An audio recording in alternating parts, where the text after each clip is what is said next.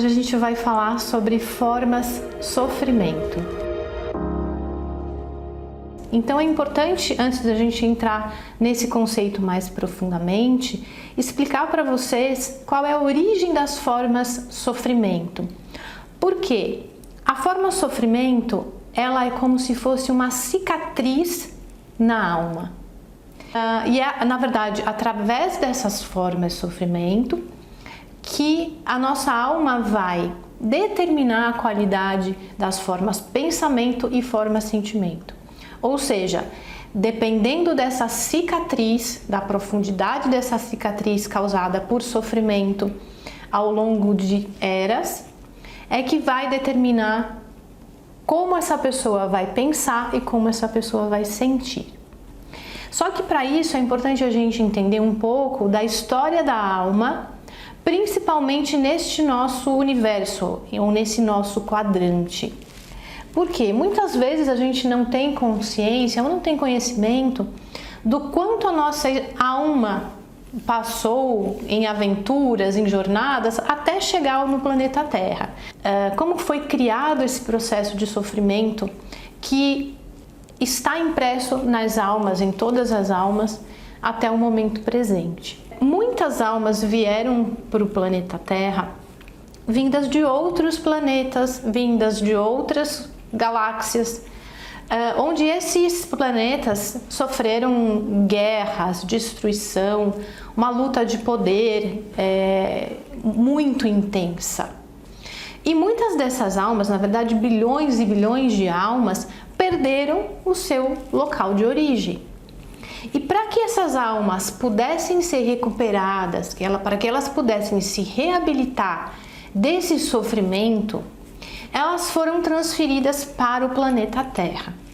O planeta Terra tinha, na verdade, na sua origem, uma outra proposta, né? Era um planeta que funcionaria realmente como um jardim de experiências, onde as almas e diferentes projetos criacionais poderiam se desenvolver e serem finalmente levados para outros planetas, para outras localidades.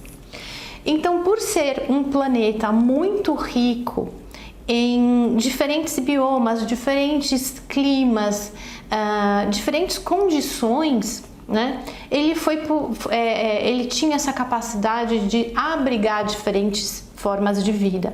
E acabou recebendo um contingente de almas muito além, na verdade, do que ele poderia suportar. Então, para que essas almas pudessem ser reabilitadas, não havia um projeto como a gente imagina, né?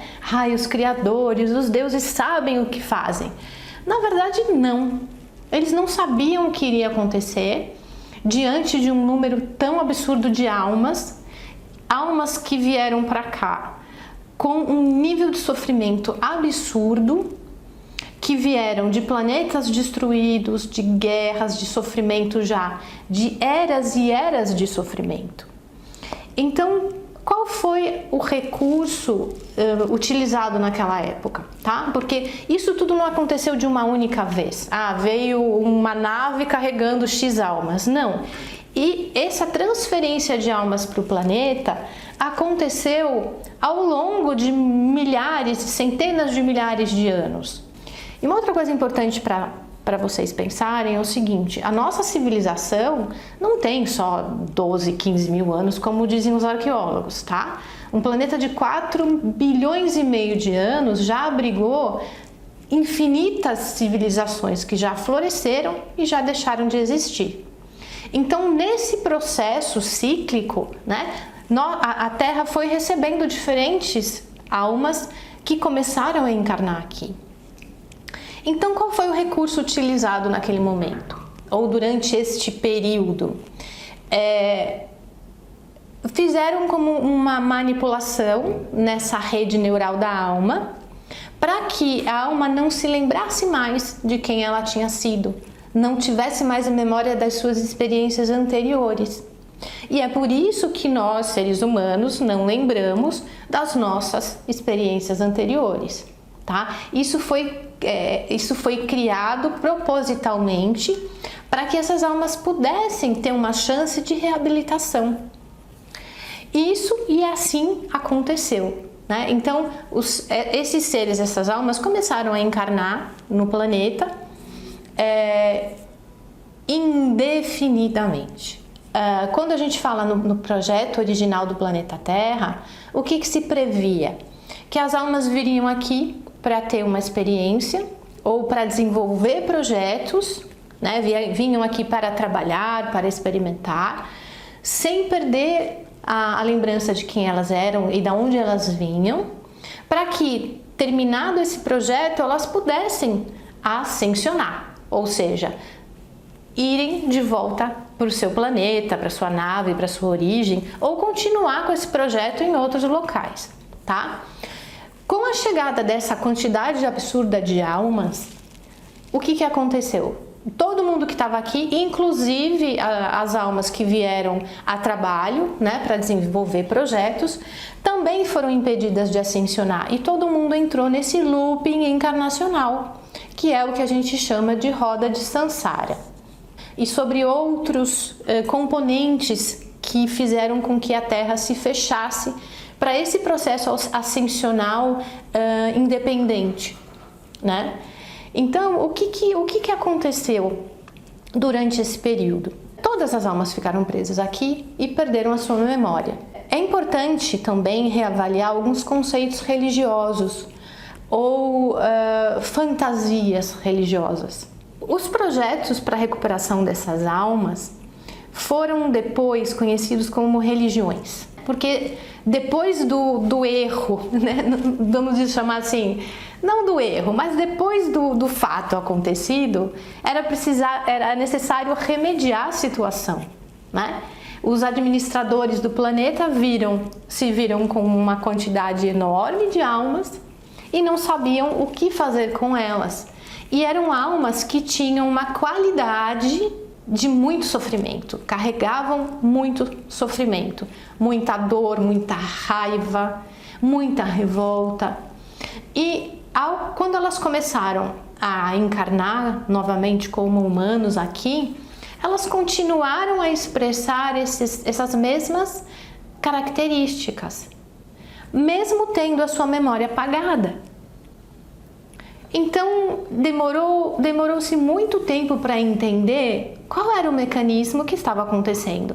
Se a memória desses seres foi apagada e eles estavam começando teoricamente do zero, por que eles estavam repetindo os mesmos padrões de comportamento, de sentimento, né? Ou seja, a gente tem pelo menos noção da história recente de guerras e guerras e guerras, de disputa de poder entre diferentes civilizações, né? De tanto ódio, tanta mágoa, tanto ressentimento entre diferentes etnias. Então, o que explicaria, né? Por que essas almas não reiniciaram seus processos através de um novo conceito mais harmônico? Mas repetiram justamente todos os padrões que trouxeram dos seus antigos planetas. O que realmente acontece? É importante a gente entender um outro processo que eu gosto de fazer sempre uma analogia com tecnologia. O que nós somos? O nosso corpo físico, ele é um hardware biológico, né? Ele não passa de um computador, que precisa, na verdade, funcionar em rede, com um servidor, que seria um servidor maior, que é o nosso eu sou, tá? É a nossa consciência superior, seria esse servidor central. E para essa alma se acoplar ao corpo físico, ela precisa do quê? Da mesma maneira que um computador precisa de programas para poder atuar, funcionar e se conectar com o seu servidor central, nós também. Então, o que aconteceu com essas almas que mesmo depois de terem sido reconfiguradas, né, ou terem o seu HD apagado, o que aconteceu com elas? Por que elas continuavam repetindo os mesmos padrões de sofrimento? Porque justamente a rede neural acoplada àquela alma, né, que se transfere até esse servidor central, ela continuou armazenando as informações de sofrimento desse passado. E quando você reconecta um novo computador, né? Se você pegar um computador qualquer e reconectar essa mesma rede, esse computador vai absorver as informações dessa rede. Então não importava que essas almas recomeçassem o seu processo encarnacional em novos corpos, porque essa rede estava conectada a um servidor infectado de informações nocivas, de informações de dor, de sofrimento, de mágoa, revolta. Então, essas almas, não importava mais quantas vezes elas reencarnassem, essa conexão com o seu servidor central, com a sua rede neural, está infectado. Então, por isso que a gente gosta de falar que a gente abrir a nossa consciência para a necessidade de sair daqui, né? O quanto é importante a gente quebrar alguns padrões repetitivos e entre eles esse processo reencarnatório, para que a gente tenha consciência de que a gente precisa continuar a nossa história de alma fora daqui. Por quê? Esse processo encarnatório, reencarnatório, né, a roda de Sansara, é um processo que não deu certo. Houve essa tentativa de fazer um reboot nesse sistema que não funcionou. Então, quanto mais a gente encarna e reencarna nesse planeta, maiores são as chances da gente ficar mais e mais preso aqui. Então, todos nós, independente de quem veio para cá, como exilado, que é o que se diz dessas almas que vieram de planetas em sofrimento, ou aquelas pessoas que vieram a trabalho, como dizem, em missão, né? Não vamos confundir, quem veio em missão é melhor do que quem veio exilado. Na verdade, todos estão presos no mesmo problema e na mesma situação. Então, o que é importante? Que a gente comece a avaliar alguns conceitos, alguns hologramas a respeito da reencarnação, porque ela não tem nada de benéfico, tá? Então, esse é um outro paradigma que precisa ser quebrado. Então, a gente precisa começar mesmo a decretar e a compreender que, para que a nossa alma tenha uma evolução, ela precisa sair daqui, ou seja, precisa ascensionar e continuar a sua história em outros planetas, outros sistemas, em outras localidades. Por quê? O planeta já chegou num ponto de exaustão tão grande que não consegue mais processar a quantidade de almas e a quantidade de sofrimento que foi sendo acumulado ao longo dessas centenas de milhares de anos, tá? Então, vamos falar agora sobre essa questão da forma sofrimento. Como que ela se transforma no nosso dia a dia? Eu falei que a forma sofrimento, ela está impregnada como uma cicatriz na rede neural da alma. Ela está impregnada ali, criando uma informação o tempo inteiro, tá? Então todos nós temos digamos assim, esse defeito ali na nossa rede neural. Mas como que a gente compreende como essa forma sofrimento se transfere para o nosso dia a dia?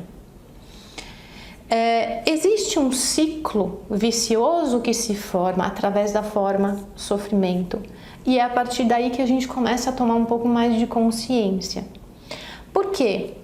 Quando a gente fala num looping de sofrimento, a gente passa por várias fases, por várias etapas. Quando a gente sofre muito, vou pedir para vocês fazerem essa reflexão comigo.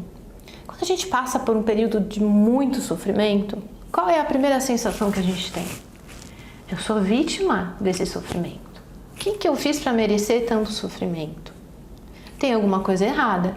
Então eu me coloco numa posição de vítima, de sofredor. E a partir daí, eu posso desenvolver um outro sentimento, né? Depois de um certo período, eu começo a refletir sobre o meu sofrimento. Peraí, eu sou vítima dessa situação, o que eu fiz para merecer isso? Agora, quer saber? Eu vou me vingar de quem fez isso comigo. Então, de vítima, você passa o quê? A um vingador. Começa a desenvolver um sentimento de vingança, revolta, porque você promete para você mesmo que você não vai mais passar por isso. Então, o que acontece? De vítima, você passa para vingador. De vingador, né? Você vai passar para quê? Para um algoz. Porque se você sofreu muito e prometeu para você mesmo que você não vai mais sofrer, você se acha no direito de vingar aqueles que causaram tanto sofrimento. E aí, até inconscientemente, você vai ter prazer em fazer com que outros sofram. Porque você já sofreu tanto, então você se acha no direito de fazer os outros sofrerem. Então, do vitimismo você passa para a vingança, que passa para um outro sentimento que é arrependimento. Aí vem todo o conceito do pecador. Nossa, eu sei que eu fiz tanto mal, eu não deveria ter feito aquilo que eu fiz. Puxa vida, eu sou um pobre coitado. Nossa, quanta culpa eu carrego. Mas será que em outra vida eu não matei tantas pessoas, fiz mal para não sei quem? Aí vem aquela culpa de que você, nossa, não deveria ter feito isso, né? E aí o que acontece? Da culpa vem a autopunição. Então você vai criar situações para que você sofra. E aí você volta nesse looping repetitivo para figura da vítima, você volta no vitimismo. Então, a nossa sociedade foi construída a partir desses ciclos, desse looping. Então, é importante que a gente entenda em qual momento a gente está, o que a gente está vibrando. Porque as religiões, né, grande parte das religiões se construíram a partir deste ciclo, que é muito óbvio e é muito fácil de perceber a manipulação em cima das pessoas que se sentem vítimas, em cima das pessoas que se sentem arrependidas de terem feito mal para alguém ou acham que fizeram mal para alguém, né? E da autopunição. Então, aqueles que são mais espertos vão utilizar desses sentimentos para justamente abusar do sentimento de vítima e do sentimento de culpa. Então, de uma forma prática, como que a gente começa a entender a atuação da forma sofrimento na nossa vida?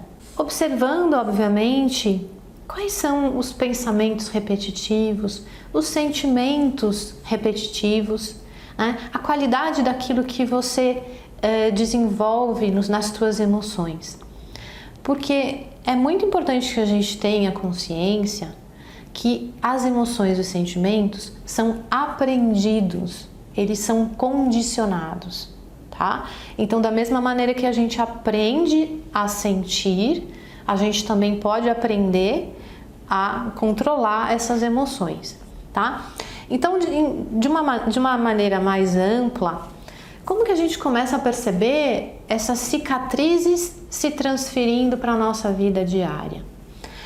Por exemplo, quando você é muito apegado ao passado, existem certas pessoas que não conseguem viver o momento presente, não conseguem olhar para frente. Elas estão sempre apegadas ao passado. Ai, porque o que eu fui em vidas passadas? Ai, porque eu fiz mal para muita gente, eu preciso me redimir. Ou ficam sempre buscando as questões, as origens dos seus problemas no passado. Isso é um reflexo de alguém que tem questões, né, ligadas à forma de sofrimento bem profundas, porque não conseguem olhar para frente, não conseguem simplesmente traçar uma diretriz e seguir adiante. É como se o passado estivesse o tempo inteiro ali batendo a sua porta. Tá? Então, essa é uma indicação de que as formas de sofrimento estão sendo muito presentes, né? Estão causando problemas na vida da pessoa. Tá? Então, essa é uma avaliação importante. Um outro ponto importante é quando a pessoa sempre busca um salvador. Por quê? Se ela se vê como vítima, né? Se ela se sente ou vítima ou culpado de uma certa situação, ela sempre vai buscar por um salvador. E aí a gente tem a figura também do algoz. Eu não preciso de um salvador se não existir um algoz, né? Eu não preciso de da imagem de um salvador se não existir um algoz. Então todo o sistema religioso planetário se sustenta a partir desse triângulo, né? O vítima, o culpado, sob dois extremos, que é o algoz e o salvador. Que na verdade esse é um sistema holográfico, né? Vocês lembram que eu falei dos programas? Né? Esse é um dos programas que está rodando aí em muitas almas, que é a necessidade de achar um salvador. Porque como aquela alma se sente vítima, né, de alguém, de alguma coisa, de um obsessor, de alguém que quer mal a ela sempre vai buscar a resposta num terceiro, esse que represente o seu salvador. E daí nascem, né, tantos gurus, sacerdotes de todos os tipos, mestres de todos os tipos. Se esse ciclo não existisse, se cada um se responsabilizasse pela sua ascensão, pela sua vida, pela sua espiritualidade, não existiria mais, obviamente, a necessidade nem do Salvador e nem do algoz. Porque o Salvador, para ser um Salvador, ele precisa da imagem do inimigo. Então vocês entendem como esse planeta ele é totalmente dual e ele funciona na base desta polaridade, salvador e inimigo? Então um depende diretamente do outro. Então se a gente quebra com esse ciclo de forma a ser sofrimento, através de uma diretriz clara de viver o momento presente e seguir a sua ascensão, você quebra com essa rede nefasta que vive justamente desse link entre salvador e inimigo, tá? Então, isso que a gente vive é um grande holograma, né? E que nós mesmos alimentamos. Uma outra situação recorrente, que é fruto das formas de sofrimento, é esse jogo de vingança que eu mencionei. O que acontece quando você se sente no direito de vingar o seu sofrimento? É o que a gente vê muito em todos os lugares há muito tempo, que é esse jogo de magia, de encantamentos, feitiços, pragas, maldições, né, que está presente na humanidade como um todo. Então, quando a pessoa se acha no direito de se vingar de alguém ou de alguma situação, né, ela vai buscar todos os recursos para se vingar. E é daí que nascem, né, todos os fundamentos de magia, de feitiços, de pragas. Então tudo isso vem justamente desse ciclo que não termina nunca, tá? E mais uma reflexão para vocês também, que é justamente uma reflexão sobre o sofrimento. As religiões construíram também um lado poético do sofrimento que também não se sustenta, né? Eu lembro da minha infância, né, de histórias de santos que sofreram, né? Eu lembro de uma história que até hoje me impressiona. Eu não lembro o nome da santa, né? Na verdade eu nunca fui católica, mas eu lembro dessa história com um certo horror, que é a história de uma santa que tinha chagas, bichos na cabeça, e cada vez que o bicho caía no chão, ela pegava e botava de volta, porque ela precisava sofrer. Essa história para mim me causou um terror tão grande que eu nunca mais esqueci, né? E isso, de uma maneira bem ilustrativa, né, mostra pra gente quanto as pessoas são apegadas ao sofrimento como moeda de troca com a espiritualidade. Se eu sofro, eu sou merecedora de recompensa. nem que essa recompensa seja o ir para o céu. Que jogo mais injusto, que jogo absurdo é esse? Então, usar o sofrimento como moeda de troca com a espiritualidade é algo absolutamente questionável. Porque, na verdade, a espiritualidade não está nem aí para o teu sofrimento. Você sofre porque você quer sofrer. Isso não tem absolutamente nada a ver com o processo ascensional, com sair daqui, não tem absolutamente nada a ver. Aliás, tem uma consequência muito ruim para quem se alimenta do sofrimento, que é justamente a pessoa que se alimenta do sofrimento, ela naturalmente está alimentando o quadro obsessor que sustenta e que se alimenta desse sofrimento. E aí a gente entra numa outra questão super importante para vocês entenderem o quanto o sofrimento alimenta as bolhas umbralinas de almas que morrem no sofrimento e continuam vibrando no sofrimento. Então, para que a gente possa auxiliar o planeta de uma maneira legítima, a melhor maneira de você auxiliar a espiritualidade e você mesmo é entender esse jogo nefasto de forças que se utilizam do seu sofrimento para ganhar poder, para ganhar dinheiro e para te manter preso no planeta. Então, observe bem os ciclos repetitivos na sua vida, como que você lida com o sofrimento, para que a partir da sua consciência você comece a decretar aquilo que não te pertence, aquilo que não é bom para você, aquilo que está atrapalhando o teu processo ascensional, que é a conexão com a tua consciência maior. Nós temos, sim, várias cicatrizes ou várias interferências, vários programas intermediários que a gente precisa, sim, reconfigurar, limpar, apagar. E isso é feito dia a dia, através de um processo honesto e sincero com os nossos amparadores, com quem a gente realmente é, com a nossa origem de alma. Então é a partir dessa consciência mesmo que a gente começa a quebrar os padrões de forma sofrimento. E através também de uma visão do aqui e do agora, deixando de olhar para o passado, deixando de buscar culpados, deixando de buscar inimigos, né? Você é o único responsável pela tua ascensão. Você é o único responsável. Escute bem isso, você é o único responsável pelo seu processo depois que você morrer.